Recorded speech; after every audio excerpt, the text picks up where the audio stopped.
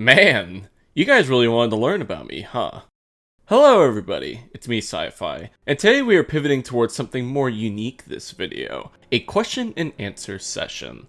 Over the years, this channel has been my way of sharing my interests and discoveries with the Warframe community, something I have taken great pride in, with y'all following me in this endeavor, which I am proud to know I am doing something right and interesting for you all to stick around. But never did I grant the opportunity for you all to understand me or my history with Warframe, unless you tuned into my streams, of which I shared some but not all of my wisdom. To counter this issue, you all had the opportunity to ask me whatever comes to mind. And through reading, quite a number of these questions had me thinking on what to provide, with a few of these questions overlapping with each other, which was fun to see people sharing similar mindsets and curiosities.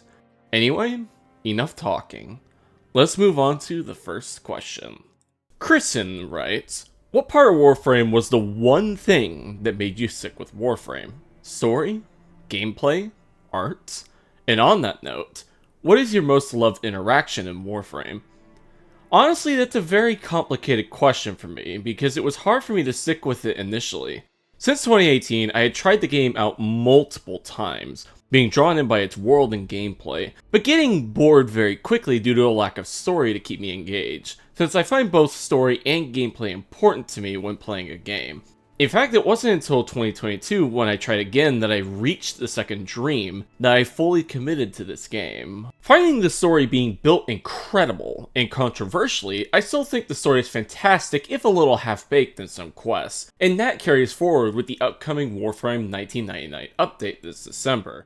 And if I were to mention my favorite interaction, it would probably be melee influence crossing the rift. It's just way too good. And on that note, we have Divine who asks, what are other cool/useful Limbo interactions with the Rift besides Breach Surge, Influence, Okina Spectral Daggers? Those are the only ones I know of. One that I completely forgot to talk about in the Lim Bible is the Ruvok's Heavy Slam bypassing the Rift. The crowd control and damage is very spicy. Taking a step back, we have Stats47 aka Statical Hat who asks, what brought you to Warframe?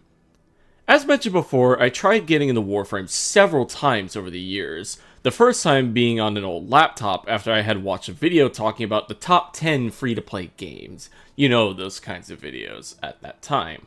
But what got me into the game the final time was a friend I had made during my Elden Ring days. The game's PvP scene was and still is in shambles, and he asked me, hey, have you played Warframe before? I have, and he asked me to come with him to the game, since we were both no longer having fun in Elden Ring. The rest is history. Which funnels quite nicely into the next question from Zukido. It's inconsequential, but I'm curious. Which starter Warframe did you select? And if it isn't Loki or Volt, which of the two were an option at the time? Every time I picked up or restarted the game, I would always choose Volt. At those times, having not understood any of the mechanics or damage types, Volt simply looked cool.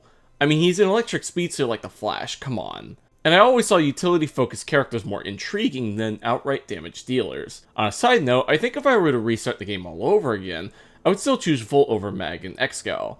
The amount of nostalgia I have for those early days cements him for me. And I know Mag is broken beyond belief, but the green speedster is too cool to pass up. Now obviously I moved on from Volt to try other characters over time, and Fino the Bored Face happens to give a suggestion. Have you ever considered trying Limbo out? Good one, my old friend.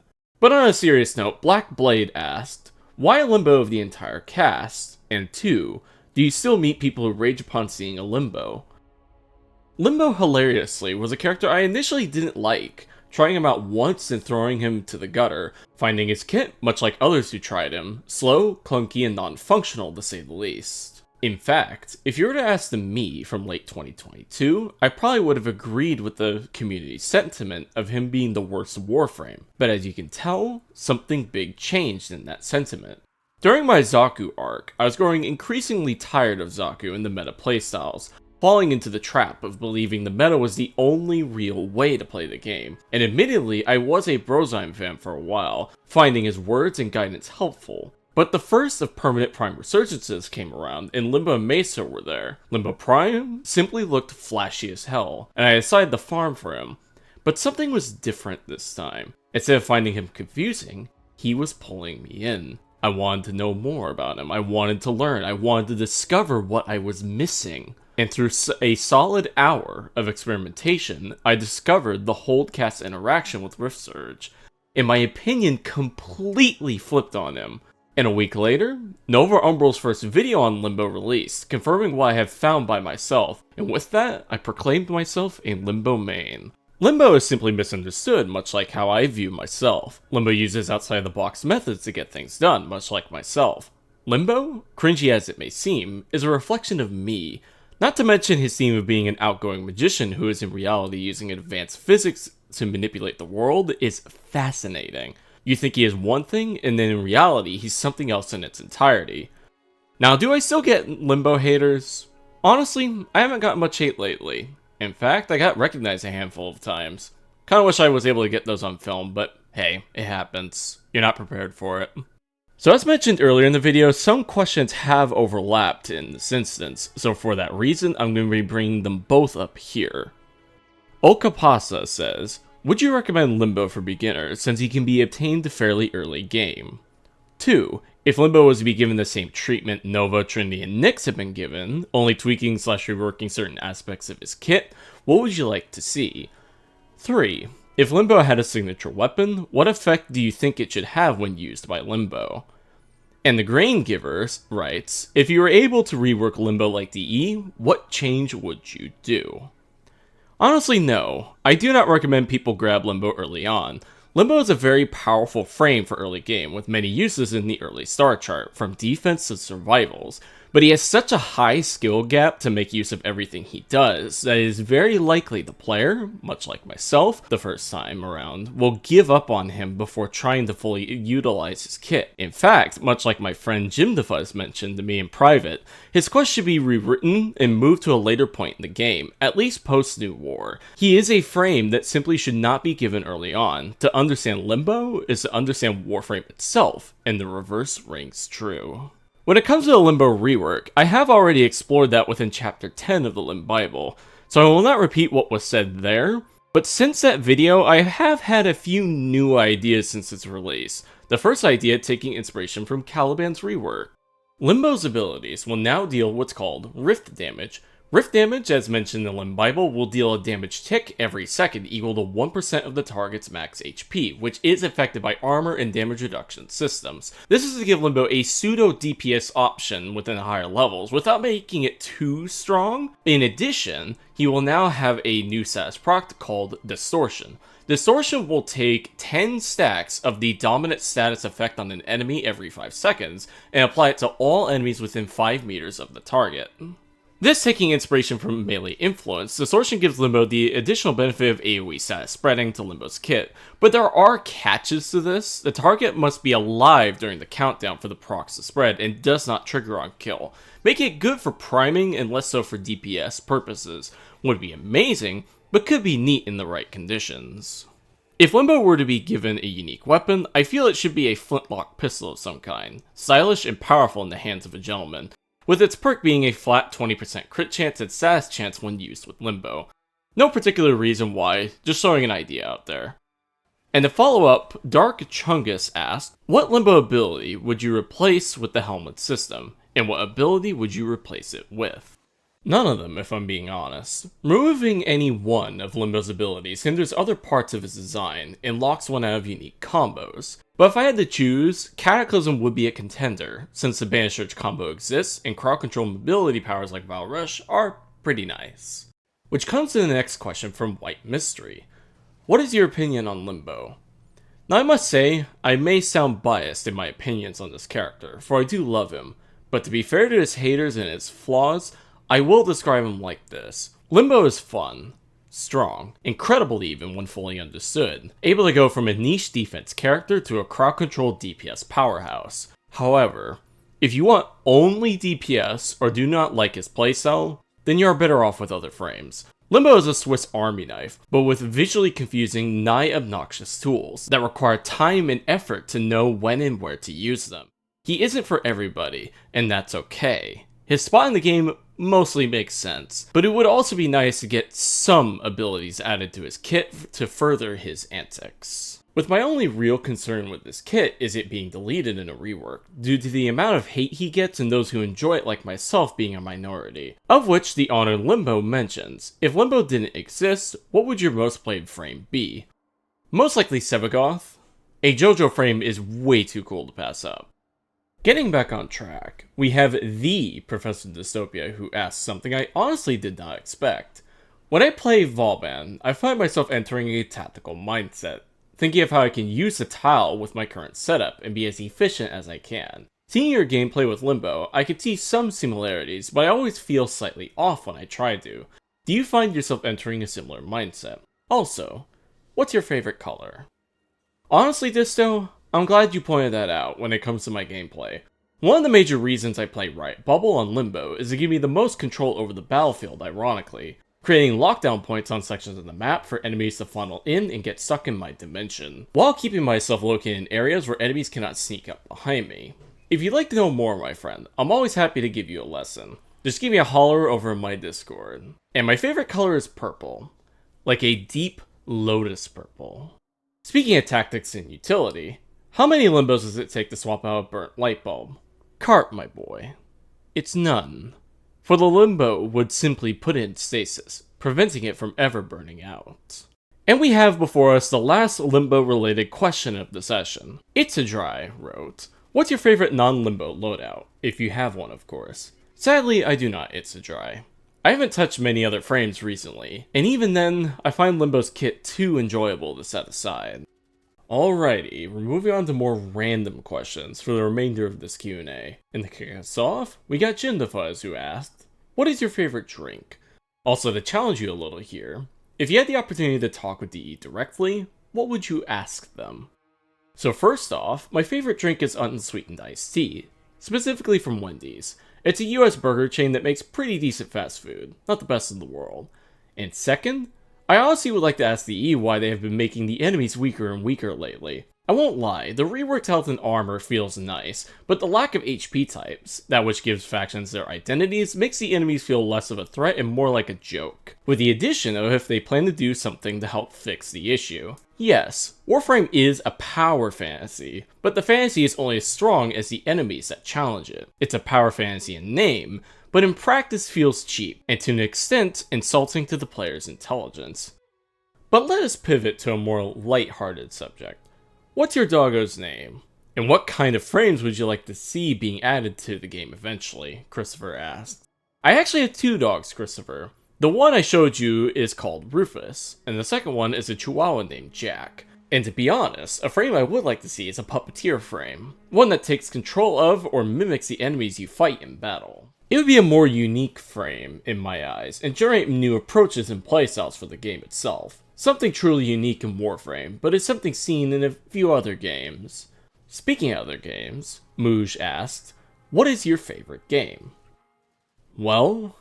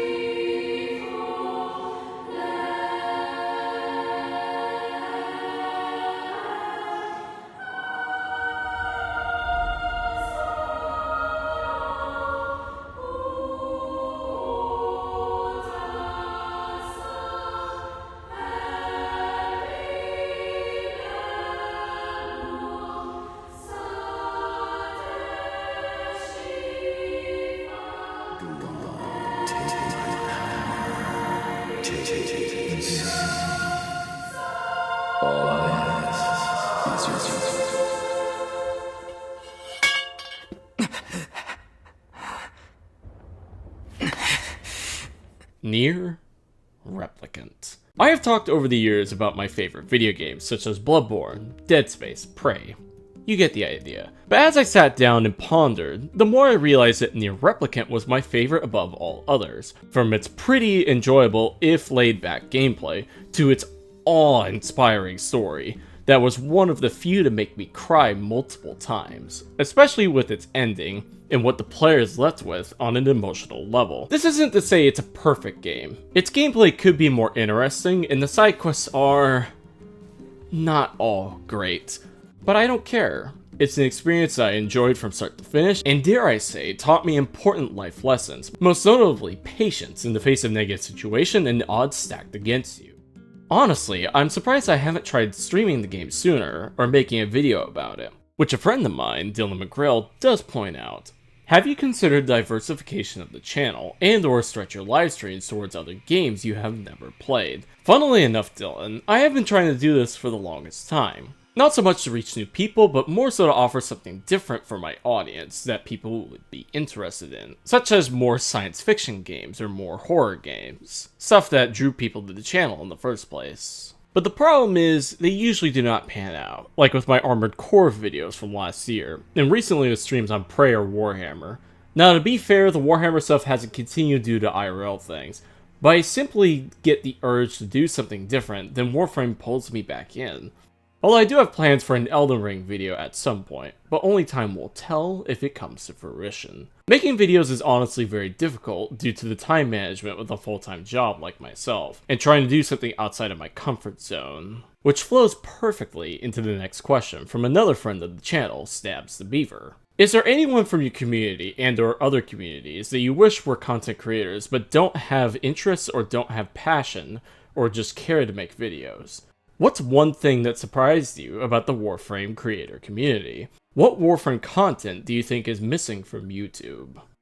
Well, funny thing, Stabs. I'm surprised you haven't tried something yet. I know you don't have the best tech on hand to do it, but I think someone like you would be a fantastic voice in the space. Because what surprised me the most about the community is the lack of channels whose thing is maining a particular frame. Hell, doing this with a mix of more comedy-centric videos about players having fun and screwing around, like you and me with Quick and Private, testing Atlas and punching ragdoll enemies is a prime example.